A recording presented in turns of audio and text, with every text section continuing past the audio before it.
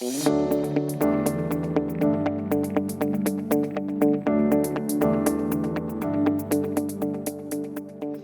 and welcome. My name is Amy Kovler, and I'm the chair of the board of directors of the PCD Foundation. On behalf of the board, I would like to thank you for joining us this evening. Tonight would not be possible without the help of some amazing people. I'd like to begin by thanking our generous sponsors. It is because of your kindness and generosity that we are together this evening, advancing the mission of the PCD Foundation. While we hope to be with you in person, we're beyond excited to come together virtually to celebrate our accomplishments. We're thrilled to share with you how the Foundation is moving forward in hopes you'll continue to join us in the fight against PCD. It is with your help that we are where we are today. 3 years ago, we hosted an event with a goal of raising the funds necessary to start our clinical registry. Thanks to your philanthropic support, I'm thrilled to say the registry is launched and our first patient was registered last week. This is no small feat and one that could not happen without your generosity. Our registry is our path to a cure I've been razor focused on as I was 28 weeks pregnant with our second baby, Alexandra Lily, when it was determined that her heart was located on the right instead of the left. The next 11 weeks of my pregnancy were the longest of my life, but on December 14th, 2012, Alexandra was born. In our eyes, she was a perfect baby girl, but endless tests and confirmation her organs were reversed eventually led to a diagnosis of PCD. As I reflect on being a PCD parent, I do so today with great admiration for Alexandra. Like many PCD families, mine is well versed in managing chronic coughing, endless ear infections, a constant runny nose, and shortness of breath.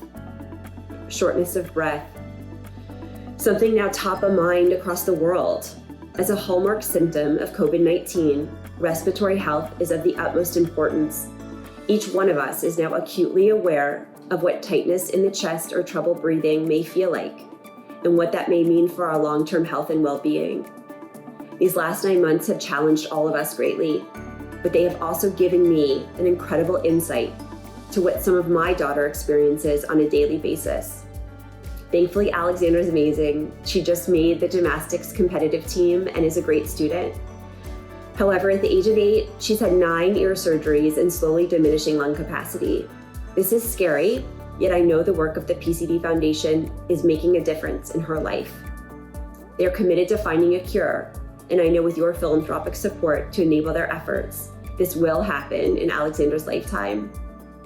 We've set an ambitious event goal this evening of raising $200,000. Given you're here with us, we acknowledge your commitment and partnership in this effort. If you have made a donation already, thank you. There's still time to help us reach our goal, and I'm excited to share an opportunity to double your impact. Thanks to the generosity of individual PCD board members, all new gifts made this evening will be matched, dollar for dollar, until midnight. Gifts can be made online through our event page, or if you opted in to receive text messages, you can make your gift directly from your phone. We have a wonderful program for you, beginning with a discussion with PCD leaders who will introduce us to a Path to Clinical Trials program. It's my privilege to introduce the Executive Director and founder of the PCD Foundation, Michelle Mannion, and the Director of the PCD Foundation Clinical Centers Network, an Associate Professor in Pediatric Respiratory Medicine at McGill University in Montreal, Canada, Dr. Adam Shapiro.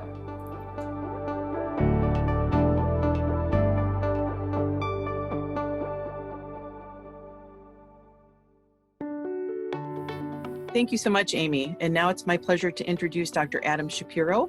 Dr. Shapiro is a pediatric pulmonologist, or respirologist as they're known in Canada, and he works from McGill University, Montreal Children's Hospital. He's a specialist in treating genetic disorders of the airways, including cystic fibrosis and primary ciliary dyskinesia. And like many of the really exceptional people that we've had in our orbit for PCD, we first met Dr. Shapiro when he was doing his pediatric pulmonary fellowship at the University of North Carolina, Chapel Hill. We started working closely with him at that point on research projects and programs ultimately designed to enhance our access to research for patients and to cures. So Dr. Shapiro has been instrumental in helping us launch our premier program, which is our Path to Clinical Trials program. And this consists of two components. The first is a robust clinical centers network of now more than 30 top-tier North American sites that can do PCD diagnosis and treatment and have expertise in treating PCD. And then through these sites, our clinical registry, which will help us collect data on patients and understand this disease better and find therapeutic targets as we search for the cure. Welcome, Dr. Shapiro. Oh, thank you so much. Thanks for that lovely introduction. It's nice to be here. Yes, let me know if I missed anything. No, nothing. Okay. So we've known each other for a long time and have talked at length about the importance of research and getting it done correctly and having the right services and tools available for patients. Can you speak a little bit, thinking of the center's notion here, why it's important to have expert sites for PCD diagnosis and treatment, and how these sites benefit families? So the first thing is this type of idea of establishing expert centers for a rare disease has been pioneered by multiple other diseases, and the prototypical one in the pediatric world was cystic fibrosis. About 40 years ago, the Cystic Fibrosis Foundation, which started as a group of motivated parents who wanted to help their children, got together and engaged research experts as well as clinical experts, people that were willing to learn about this disease, and establish clinical centers where you could get reliable diagnosis and reliable therapies per state-of-the-art medical knowledge. As a result of that network in cystic fibrosis, they now have therapies which are almost curative of this disease in about 90% of their population. Again, that took about 30, 40 years, but that's where we want to be. So providing PCD expert centers provides patients with three things. The first thing is it provides them with solid diagnoses. It is very hard to diagnose this disease in all cases. It is very easy to misdiagnose another disease as PCD, and it's very easy to give the wrong therapies if you have the wrong diagnosis.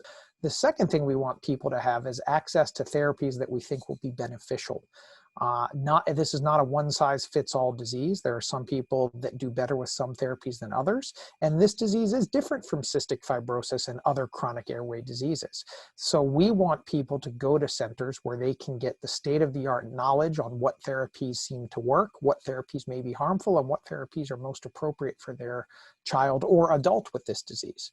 And the third thing is we really want these people to belong somewhere. This is an orphan disease that is often overlooked. Many respirologists or pulmonologists see one or two cases in their career and treat it as they would any other disease. And we want people to belong in a place, to know that they're not that rare, there are other people like them out there, and know that they have a home base that can coordinate all of their cares.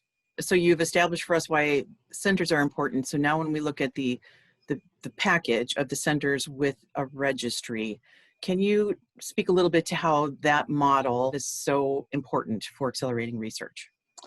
So the PCD Foundation centers are how you diagnose the disease. And in fact, as Mike Knowles, who I guess I can call the granddaddy of PCD, once said to me, if you can't diagnose it, you can't treat it. So by getting all of the PCD patients in North America to expert centers and giving them reliable diagnosis, we build a huge cohort of patients that we can then engage in future learning and research. The more and more patients we see, the more and more we'll start to learn about this disease. We'll start to see that some patients have one gene defect that causes a worse outcome, whereas others have a milder gene defect that might not cause as bad an outcome. And we start to then speculate on why does that happen? What pathway makes these people so much worse? And when you identify that group of people, if you feed them into a registry, a place that can be recorded with all of these different aspects of their health, you can start to say, okay, we now know this group is worse. We now know they have a pathway that probably makes them worse. And now we have a medication that might block that pathway and maybe provide some relief to this disease burden. And by having the registry with all this information, it's a quick search to see, aha, there are 18 people across the United States and Canada with this that we could research more. And we're going to contact their local centers, have them contact these people and see if they're interested in doing this specific research project. We've talked about why the centers are so important. And I think for all of us, one of the most gratifying things that we've encountered with this whole process is how many really outstanding sites want to be a part of this network for this very rare disease, in more sites than we can actually manage with our current size. But can you talk a little bit about site selection, what criteria we use and why it's important to get the right sites to be part of the network? So first off, a lot of the sites that are coming to us are highly academic sites that have built research and clinical careers in cystic fibrosis. And that's very important because as much as PCD isn't cystic fibrosis, there are some similarities between the two, especially the multidisciplinary care model where you have physicians, nurses, respiratory therapists, nutritionists, everyone involved in treating a kid with CF. We really think that works well when you treat a patient, adult or pediatric, with PCD. And so a lot of these centers, it usually is a young doctor who is motivated and excited to really get their feet wet in a new disease. They have a good understanding of chronic airway diseases like CF, and they approach us and say, look, we're a great institution, we've done a lot, and we want to get involved in PCD. After that, we really need site support. So the physician, as motivated as they are, cannot do this alone. They need support from the whole infrastructure of their site. And many sites are good at that because they've done this with other diseases like cystic fibrosis. And then after that, we want to make sure that the right equipment is there. One of the biggest is being a nasal nitric oxide analyzer, which is a really good test to try and separate the masses of people with chronic infections from viruses or asthma versus people with infections from PCD. And then we want really solid genetic testing support with a dedicated clinical geneticist, as well as the ability to do electron microscopy on nasal ciliary biopsies to look at the structure of cilia. So when all of that coalesces and all of that comes together and the academic support is there and the institution has made a real commitment to treating PCD in a multidisciplinary manner by giving the right supports, then we go ahead and invite them to submit an application and have an accreditation visit. Could you talk a little bit about what you see as the future for PCD research and therapies in both the short term and the long term? I think it's going to evolve a lot like cystic fibrosis. So the way cystic fibrosis first started was you would treat the symptoms, treat the infections, treat the inflammation. And then as we started to learn more and more about the disease, they shifted. And there's these whole new category of molecules and therapies called CFTR correctors that go in and actually treat the dysfunctional protein that causes CF. So they're no longer treating the problems, they're treating the root cause of the problem.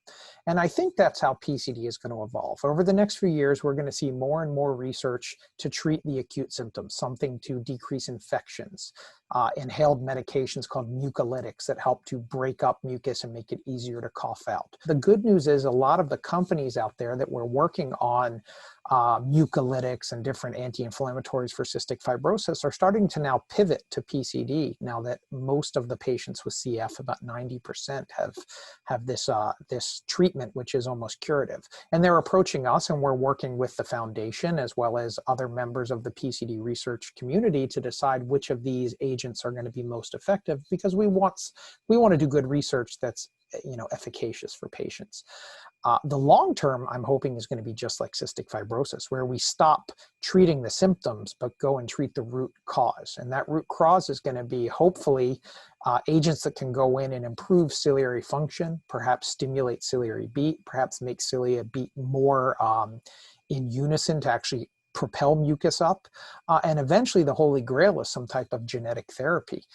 That involves us having to already know all of the genes causing this. We have 50 genes now. We keep discovering new ones every few months. So once we know most of the genes that cause this, I think people will start looking at therapies to go in and actually correct the genetic problems and thereby treat the actual root cause of the PCD and not just the effects downstream.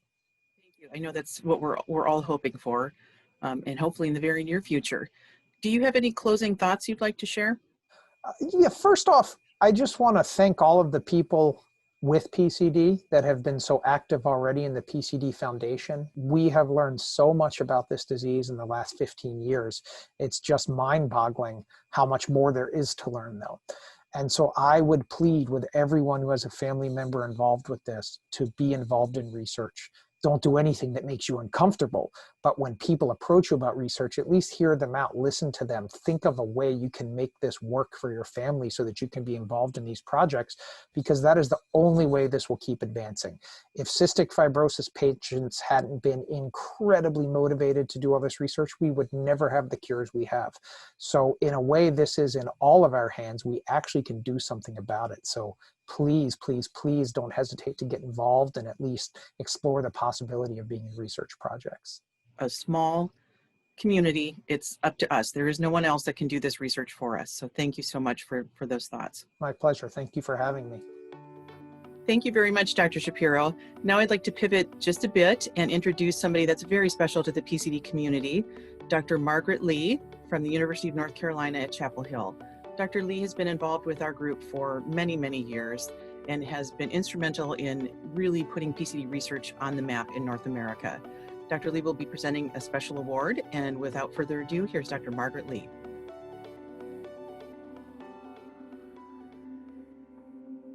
Hello everyone, my name is Margaret Lee and I go by my nickname McGee.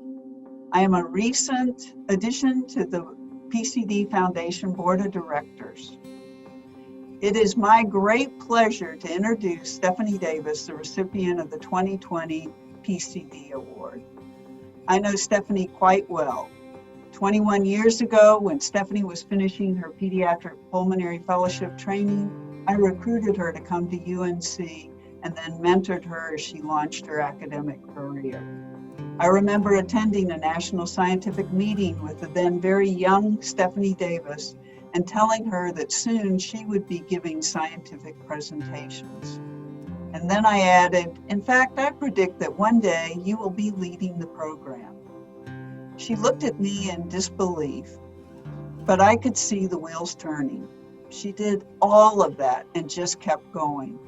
In 12 years at UNC, she advanced from assistant professor to associate professor to fellowship training director to division. She then went to Indiana for 7 years, where she was professor, division chief, and vice chair of clinical affairs. In 2018, Stephanie returned to UNC as chair of the Department of Pediatrics. I am so proud of her and all that she has done over the past 21 years. So, who is Stephanie Davis? First and foremost, she's a pediatrician. She lives by the mantra of doing what is good for the children. But she's not just a pediatrician. She is secretary-treasurer of the American Board of Pediatrics, and she is president of the Society of Pediatric Research. Stephanie is a pediatric pulmonologist, but she's not just a pediatric pulmonologist. She has been chair of the Pediatric Assembly of the American Thoracic Society. Stephanie's a clinical investigator with special interest and expertise in early lung disease, in PCD, as well as in cystic fibrosis and bronchopulmonary dysplasia. She has written close to 200 manuscripts, but is lead author on multiple key PCD manuscripts. She was the organizer for the first International PCD Scientific Conference in 2010, funded by the NIH. She, with Tom Furcall, is a PI for the recent renewal of the Genetic Disorders of Mucociliary Clearance Disorders grant from NIH for $5.7 million funding PCD research. She's very people-oriented. She connects with people, no matter where they are in their lives. She inspires the learners, the medical students, the residents.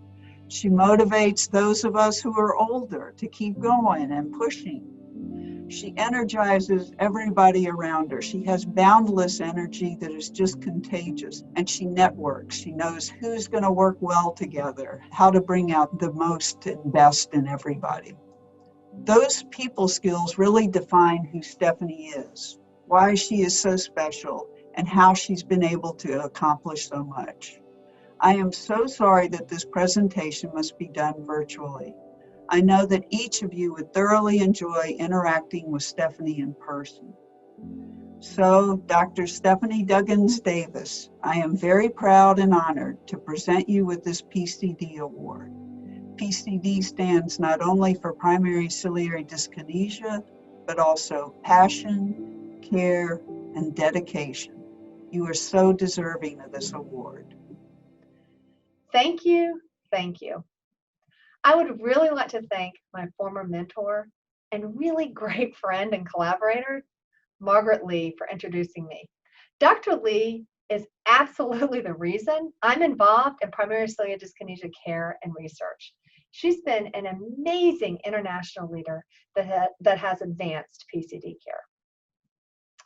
I am extremely humbled and honored to receive the 2020 PCD Foundation Award. I've been involved in PCD work for over 15 years, and it's been truly amazing to see the progress in diagnosis, treatment, and overall awareness of this rare genetic disease. I have had the privilege of working closely with the PCD Foundation, having attended many conferences, family events, as well as through our research collaborations. The partnership between our research consortium, the Genetic Disorders of Mucociliary Clearance Consortium, initially created by Mike Knowles and Margaret Lee, and the PCD Foundation has been crucial in advancing our understanding of this rare disease. The foundation, founded by Michelle Mannion and Lynn Ernie in 2001, has been absolutely tenacious in achieving its mission of improving the quality of life of those affected by PCD and ultimately in finding a cure. Over the last nearly 20 years, awareness has been raised about this rare disease with the development of approximately 30 clinical centers of excellence across North America. A registry was recently created. Scientific conferences have been attended by investigators from all over the world. Diagnosis of the disease has incredibly improved, with approximately 50 genes identified, and clinical trials have been conducted. Several young investigators are now leading PCD centers, and I am so proud of Adam Shapiro, who is helping the foundation lead these efforts. These advancements have occurred due to the strong leadership at the PCD Foundation. I am truly grateful for the exceptional collaborative partnership that our consortium has with the foundation. My very good friend, Tom Ferkel, and I are blessed to have such great partners across North America as we continue to pursue research advances over the next several years through the consortium. Personally, I have been inspired by the dedication of Michelle Mannion, Lynn Ernie, Amy Kofler, Carrie Kaufman, Gary Joyner, Billy Anton, and many, many others. Thank you for allowing me to work with you and for inspiring us to find a cure. I would also like to thank my absolutely wonderful family, my parents, my great husband, Sam, and my fantastic 3 sons, Harrison, Jackson, and Parker, for really supporting me during my career. Finally, the true heroes are the patients, the parents, and the families impacted by this rare disease. Thank you for all you've taught me and others every single day. You are the true heroes. I am truly grateful and humbled.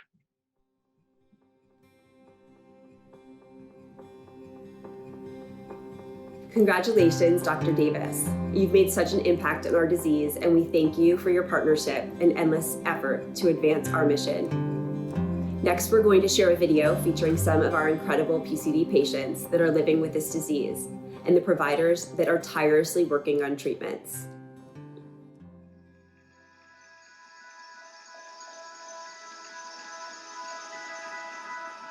I think most people, when they see Riley, he looks just like a normal kid. He acts like a normal kid. My pregnancy with Riley was very normal. He was 8 pounds, 4 ounces, and seemed completely healthy at first. It wasn't until 12 hours in that the nurse said, wow, he really breathes very fast. He was in the NICU for 25 days, and he was misdiagnosed with children's interstitial lung disease. We actually had an insurance change, which ended up being a blessing and took us to St. Louis Children's Hospital. When we got there, the doctors were like, I don't think this is what he has. We think he has primary ciliary dyskinesia. And we're like, okay, what is that?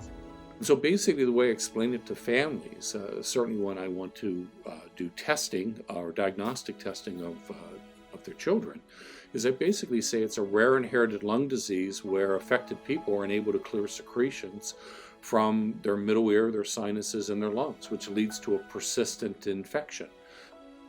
So they did a ciliary biopsy, and then on his second birthday, they called and said, hey, this is it. This is what he has, is PCD. You know, it's good to have an answer, but yet scary at the same time to be starting a new path. Luckily, right away, I did find the PCD Foundation's website and was able to connect with Michelle Mannion, the president. That was just really good to be able to make a connection, especially with a parent who had been in my shoes at one point herself.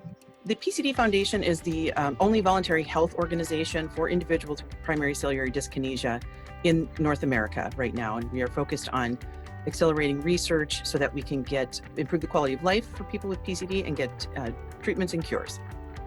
One of the first things that we recognize as an obstacle for PCD to move forward with research is that we had a big problem with missed diagnosis and misdiagnosis.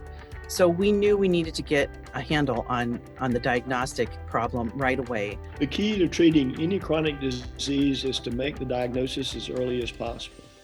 If you can make the diagnosis, number one, you're dealing with an expert who knows how to treat the disease with available therapies. If you can make the diagnosis early, you can prevent damage in the lung.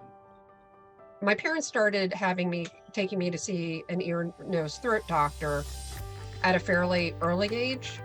And, you know, some of it just seemed like maybe it was normal kid stuff with maybe having to have tubes in the ears, tonsils, adenoids, that kind of thing. But things just kept going. I was diagnosed when I was 17. I'm 52 now.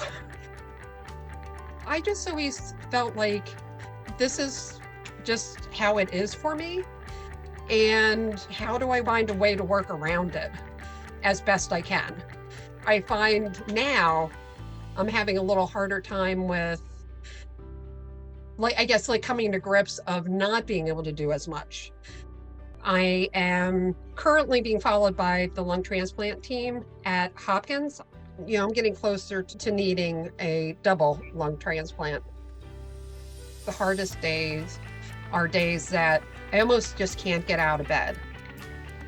Last year, my husband and I walked the New York Marathon together with the idea of raising awareness for PCD. And he was carrying the extra batteries for me. And when, excuse me.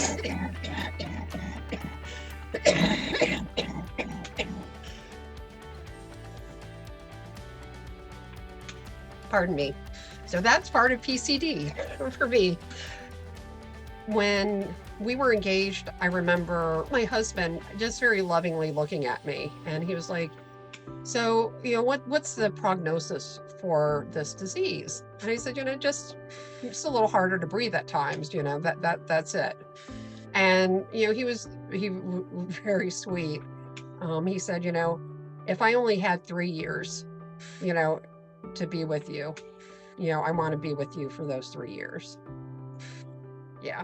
I'm very grateful that we did finally get the correct diagnosis, because I think without having these therapies, unfortunately, I think he would be much sicker than what he is.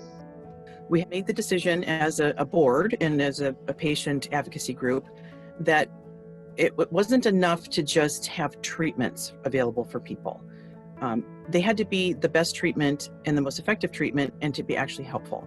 You need to have physicians who understand this disease, who understand the clinical manifestations, the diagnostic testing, potential therapies, to be able to provide the best possible care of people who are supported by the PCD Foundation. They have created these centers of excellence so we can provide the best possible care, but also identify people with primary center dyskinesia. You're moving people to where the expertise is instead of trying to make everybody an expert, because that is never going to happen. Finding these centers really does help improve the quality of Riley's life. We will have a registry that is going to allow us to identify future subjects. Having a registry where we can learn more. I mean, we really don't even know how many PCD patients have had transplants. We also don't know how many infants have died from PCD. We can analyze those data. We can understand better what the nature of the disease is, which patients benefit most from the different available therapeutics. It's important because we are now establishing a clinical network that has the ability to recruit patients into clinical trials that are industry sponsored. Being Riley's mom is very inspiring to see this kid that has gone through more medical treatment than most people do in their whole lives in the last 12 years. There's obviously stress to having someone with a chronic condition, especially knowing there isn't a cure, that, you know, as a mother, it really breaks your heart. Megan, my daughter, is going to wake up every day feeling like she has the worst sinus infection and bronchitis that I've ever had. And she's going to face that every day of her life for the rest of her life while her lungs are slowly getting worse. And, there's a big emotional burden to that too. And I don't think most people sit and think it through that way, but that's what they're facing. That's what PCD patients are facing every day. And anything that can help alleviate some of that stress and make them feel more positive about the future would be fantastic. An awful lot of people who care for patients with primary ciliary dyskinesia also care for patients with cystic fibrosis. We've seen what these new therapies, these CFTR modifying therapies have done for the lives of people with cystic fibrosis. And so you just kind of go, why not PCD? I am absolutely convinced that if we can get continued support for the PCD Foundation, we can make patients' lives better. We can have patients be less sick. Quality of life is going to improve. New therapeutics are going to develop. And ultimately, I predict, as we've seen in cystic fibrosis, that new therapeutics are going to mean a whole change in the lifestyle of patients with PCD. Just hope for him to have a normal life like any other kid, and not to let this illness stop him from, accomplishing any of his dreams. That's why we just want to keep fighting with the PCD Foundation to ultimately find a cure for these kiddos. Even if it wasn't going to make a big difference for me because of the damage already, to me it's still worth participating because it's going to make a difference for others. All of these people care so much about our kids. It really touches you.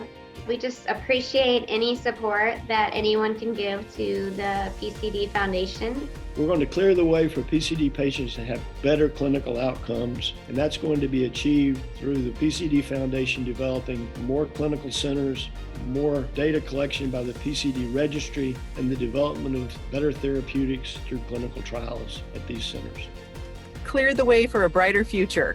Cleared the way for my health. Cleared the way for a cure. Tonight is more than just a virtual benefit. It's a night to clear the way. To clear the way for knowledge of a rare disease, to clear the way for empowerment of patients, to clear the way to more research and treatments. But most importantly, it's to clear the way to a cure. We thank you for joining us on our path to clear the way. Your philanthropic support inspires and enables our progress, and we so appreciate you taking this journey with us.